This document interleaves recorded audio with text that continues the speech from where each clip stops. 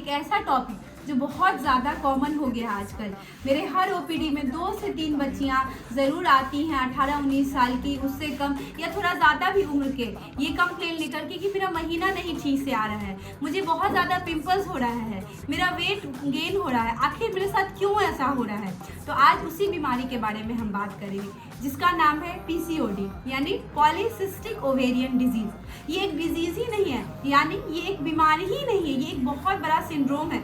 Syndrome मतलब हुआ कि कोई एक चीज़ इसमें नहीं होता है, इसमें मल्टीपल फीचर्स आते हैं और ये हर फीमेल के लिए अलग अलग होता है। ऐसा नहीं, तो किसी फीमेल को ऐसा होता है कि बहुत ज़्यादा पीरियड्स होता है, किसी को होता है कि 2-2 महीना 3-3 महीना पे कम आता है, किसी को इसका सिम्टम्स होता है कि जो एक्ने बोलते हैं, जो पिंपल्स बोलते हैं वो होता है। तो ये एक तरह का सिंड्रोम है और बहुत सारा इसमें सिम्टम हो सकता है। तो पीसीओडी जो है वो एक बीमारी होती है जिसमें क्या होता है, जो ओवरी रहता है उसमें जो बहुत सारे फॉलिकल्स बन जाते हैं और वो फॉलिकल्स फूटते नहीं, यानी अंडा नहीं फूटता है, ओवुलेट नहीं करता, अंडा नहीं निकलता है। उस वजह से क्या होता है, हार्मोनल इम्बैलेंस की वजह से ऐसा होता है और जिस वजह से मोस्ट कॉमन इनफर्टाइल पेशेंट आती हैं, वो कंप्लेन करती हैं कि हमें बच्चा नहीं हो रहा है। तो ये एक ऐसी बीमारी है जिसको क्या बोले कि जड़ से तो हटाया नहीं जा सकता है, लेकिन बहुत हद तक इसको हम लोग मैनेज कर सकते हैं। और ये कोई ऐसी भी बीमारी नहीं है कि आप ये सोचेंगे कि मुझे अब ये बीमारी हो गई तो मेरी ज़िंदगी ही ख़त्म हो गई, मैं आगे क्या करूँगी, ये ऐसा भी बीमारी नहीं है। तो अब हम लोग बात करेंगे इनके क्या क्या सिम्टम होते हैं। तो जो मोस्ट कॉमन सिम्टम फीमेल लेकर के आती है वो इरेगुलर मेंसेस, यानी उनका पीरियड्स टाइम पे नहीं आता है। इसके अलावा वो ये कंप्लेन करेंगी कि हमको पिंपल्स हो गया, एक्नी हो गया। बहुत सारी फीमेल्स को छोटे छोटे बाल, जैसे मेल पैटर्न हेयर्स, मतलब थोड़ा सा मूंछ जैसा रहेगा या फिर नीचे थोड़ा सा एक्सेसिव हेयर्स रहेगा, नेप ऑफ नेक पे ब्लैकनेस रहता है, ये सब कंप्लेन करेंगे कि मुझे एक्सेसिव हेयर ग्रोथ हो रहा है। इसके अलावा वेट गेन का कंप्लेन करेंगी, इनफर्टिलिटी यानी बच्चा नहीं हो रहा है इसकी कंप्लेन करेंगी।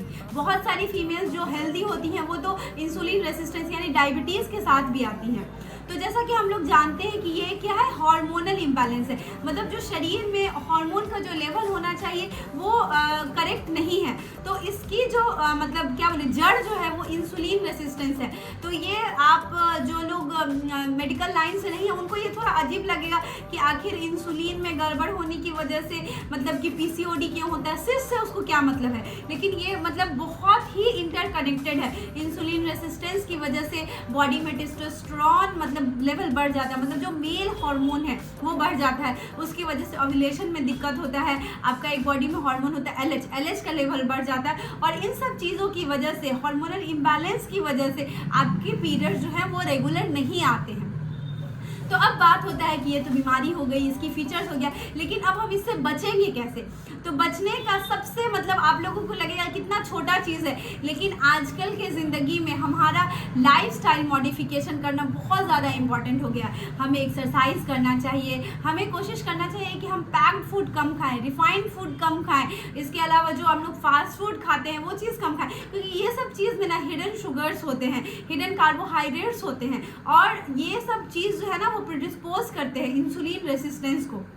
तो अगर हम चाहते हैं कि हम इस बीमारी से बचें तो हमें ये सब चीज़ का ध्यान रखना होगा, हमें एक्सरसाइज करना होगा। अपना ये नहीं कि मैं पतली हूँ, पतले लोगों को भी होता है पीसीओएस, जिसे हम लोग लीन पीसीओएस कहते हैं, तो उन लोगों को भी एक्सरसाइज करना है। अब बात आती है कि अब इसका ट्रीटमेंट कैसे होगा।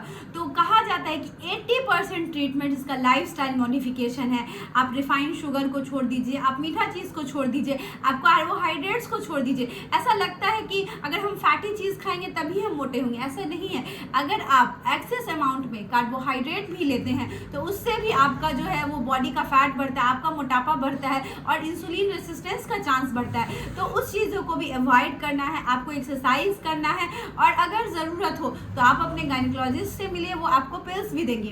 पिल्स आपका हार्मोन के रेगुलेट करने में मदद करेगा। और सबसे इम्पॉर्टेंट जो इसमें रोल है वो है आपका लाइफस्टाइल मॉडिफिकेशन का।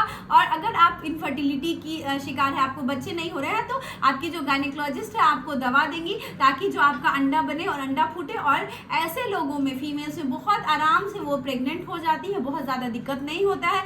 लेकिन जो सबसे इम्पॉर्टेंट बात है कि हमें अपना लाइफस्टाइल मॉडिफाई करना होगा। और अगर आप में से भी किन्हीं को ये बीमारी है या किसी को इरेगुलर मेंसेस है, तो उनको ये वीडियो ज़रूर फॉरवर्ड कीजिए ताकि उन्हें भी ये समझ में आ जाए कि लाइफस्टाइल मॉडिफिकेशन कितना इंपॉर्टेंट है। सिर्फ दवा नहीं लिखवा लेना है, अपने पे भी काम करना है। तो थैंक यू। अगर आपको और भी ऐसा कुछ वीडियो जानना है किसी टॉपिक पे तो काइंडली कमेंट करें। Thank you.